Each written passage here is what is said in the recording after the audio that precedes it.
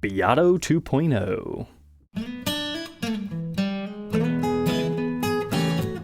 Welcome back, Troglodytes, to your daily dose of guitar information, the Trogly's Guitar Show. While I'm unboxing our review guitar today, we need to do a little bit of a history recap lesson. So on September 13th of 2022, the Rick Beato Signature Les Paul Double Cut finally launched. It was teased and it was like over a year wait. People were getting impatient, but it ended up being a cool TV blue mist, and they charged $1,999, which at the time of launch, I thought that was just too much for the specs that they ultimately delivered, but the market disagreed. At the peak, they were selling for $3,500 on Reverb, with the average being around $3,000. And even yet today, they're still selling for at least a $500 premium. However, in late August of 2023, Gibson quietly released a second version of this guitar. It was a complete surprise for most people. It sold out on day 2 because day 1 was a soft launch that they didn't tell anybody about. But the second run appears to be a Gibson.com exclusive. At the time of recording, I have not seen a single one of these show up at a dealer shop. And many of them were sold as pre-orders, and there's talk of a second run, but there was always a talk of another run of the blue one, so maybe it's just a new yearly thing. We might get a whole bunch of different colors. But let's go ahead and check out our new color, because that's the entire reason why I am re-reviewing this model. I just wanted to see what this new one looked like, because it borrowed a finish off of the Les Paul Modern. So it's called Sparkling Burgundy. It doesn't really seem to have too much sparkling to it though. That's mainly because the big difference here this time is it's a satin finish on here, but the last blue ones were also satin. I'm just saying in comparison to the Les Paul Modern. Personally, I still think I'm a fan of the blue, but I would almost say the finish feels just a hair thicker on this one, and it has a little bit more of a color shift effect to it. But as far as I can tell, the specs are identical, so this review is just kind of a recap in case you missed it the first time it came out. But it's just cool that they're going to apparently do multiple colors of these, as long as they sell well. What's really funny is this review is going to be completely different from our first one, because they didn't change the price at all. It's still $1,999. Comparatively to other guitars you can buy at the same price point, they are rather bare bones. However, the market has proved that it's willing to pay more than that, so I think it's great that they kept the price the same. They could have easily marked these up to $2,500 and they still would have sold. And the other cool thing about these, Rick's donating his portion to a charity. But it's cool to see them side by side. I'm definitely going to stand firm that the red one does feel like it has a slightly thicker finish, which is honestly kind of a good thing. And I'm really digging the fretboard on this one. It's nice and dark, but yet it's got some red streaks within it, so it matches the red coloring. But as far as our case candy, it's your typical Gibson USA stuff. Little strap, case keys, warranty information and pre-pack checklist, with a Gibson app card, a blank truss rod cover, polished cloth, owner's manual. Let's briefly take a look at this because that seems to be new for 2023. You've got a cool little SG right there. I like that photo. But you want to know what's strange? Maybe I just haven't seen this before because these looks more so like 2018-ish models to me. Maybe that's just what they had stock-wise. But man, there's some good photos in here. I like it. And the rest is just text, with one last sparkly 335. And perhaps a vision of what might be coming. That looks like a GA5. And of course, everybody's favorite multi-tool. So let's go ahead and throw this one on the workbench to take a look at its parts and specs.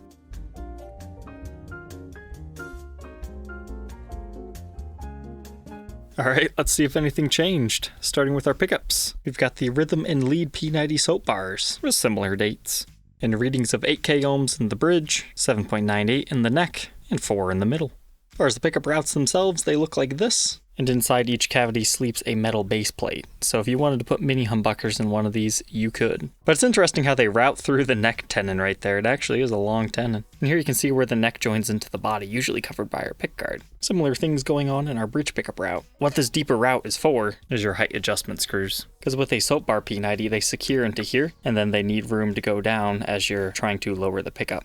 And they also utilize these springs so your pickups aren't flopping around.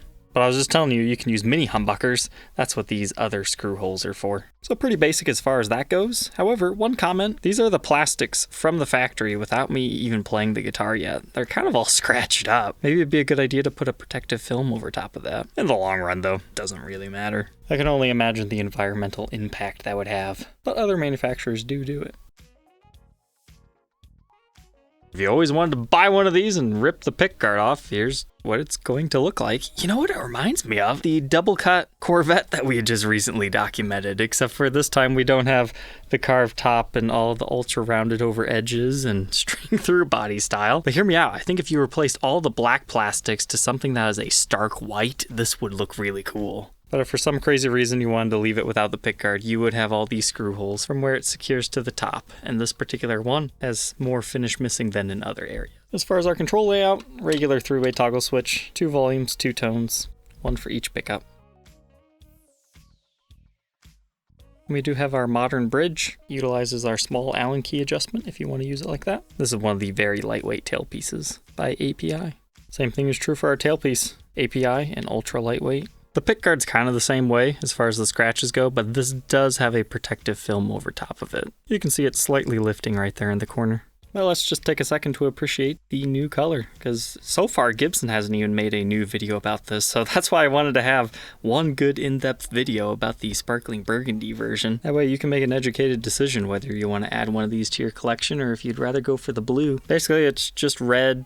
Some angles it gets a little bit darker. I wouldn't necessarily call it a metallic paint, like really in your face, but it's still the same open pore finish. But I still will maintain that this finish is slightly thicker than the Pelham Blues. And just like the last one, depth of the body, 1.5 inches. Moving on from our mahogany body, we've got the mahogany neck and the rosewood fretboard. I took the time to condition it. I'm glad I did. Darkened up a little bit more, and you can still see those nice red streaks we were talking about. Pairs great with this finish. Regular perloid dot inlays. As far as tooling marks on the fretboard, it's very minor on this one. Like, you got a few right here and a little bit in this area. But overall, I would say this example's pretty decent. 12-inch fretboard radius and a 24 3/4 inch scale. As far as neck specs, 1.71 inches, increasing to 2.08 by the 12th. First fret neck depth, 0.86, and 0.92 by the 12th. Here's that neck at the first fret and the 12th fret. You can tell it's got a little bit of shoulders with a slightly flatter back of the neck. Still rounded for sure, but you definitely feel that slight flatness, although not quite as overbearing as like a D-shaped neck. So it probably makes it great for soloing if you like to anchor your thumb on the back of the neck. Then our headstock, just your regular silkscreen logos, not done up in mother of pearl or anything. There you can see our truss rod. And it ships with a signature truss rod cover, Rick Beato, on it. However, as we saw earlier, there is a plain one in the case. Moving on to the back, I'm impressed. I am fairly certain this is a one-piece body, which you don't normally see for something this big, especially from Gibson USA. Sometimes it can be hard to tell just by looking at it. It helps to follow the end grain of the wood along the edges, because then usually if there's a seam line, it becomes incredibly obvious. That does not mean that there isn't one. They could have just matched it up incredibly well, but it looks convincing enough to me. And I would say all the wood grain is pretty uniform.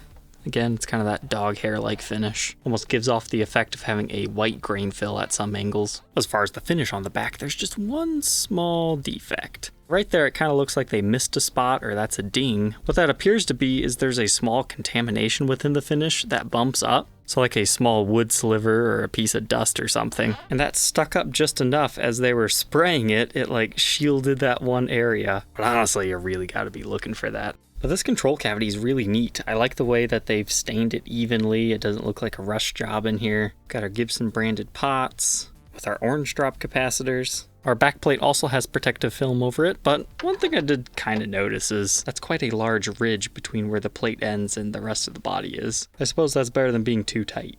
Output jack on the side done up in chrome, and our large strap buttons at the bottom and at the top of the horn.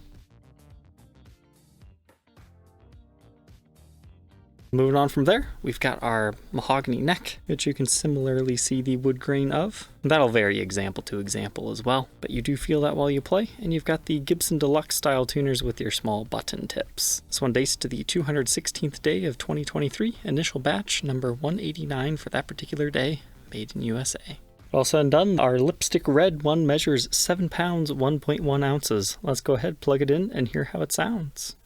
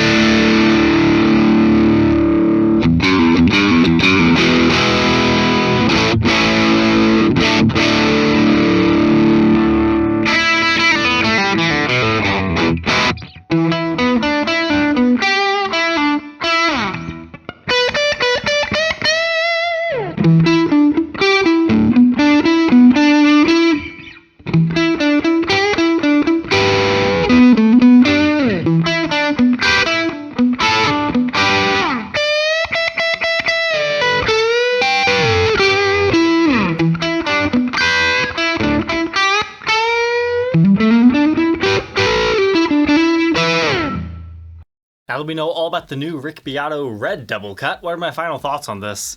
Now, at first, I really wasn't digging this finish as much as the old Pelham Blue, but now at the end of this review, I'm actually starting to like it even more because it does have quite a dark, evil hue to it in person. It does change color just a little bit. It's not quite as extreme as the full-on gloss version like we saw on the SG specials. But I hope this lighting kind of shows you what I'm talking about. The red finish just has a little bit more glossy feel to it. It's not a lot. You probably wouldn't notice it unless you had them side by side. They're still technically both satin finished guitars, but I'm interested to see what will happen for next year. I'm really hoping that we see Alien Tech Green, just like we did on that limited edition Dave Mustaine. I think that would be a good combination, or who knows, maybe they'll just say, hey, 2 of them's good enough, and then move on to their next project if they have one. As far as the tones go, I really enjoyed the neck P90 on this. I think I would have to toy around with where the bridge should be positioned a little bit more. But alright, Troglodytes, I hope you enjoyed taking a up-close look at this new color for this model, and we will catch you tomorrow on the next episode.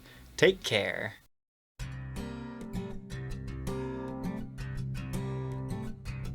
If you enjoyed tonight's episode, consider subscribing. I post videos like this every day. And you might even enjoy this next one.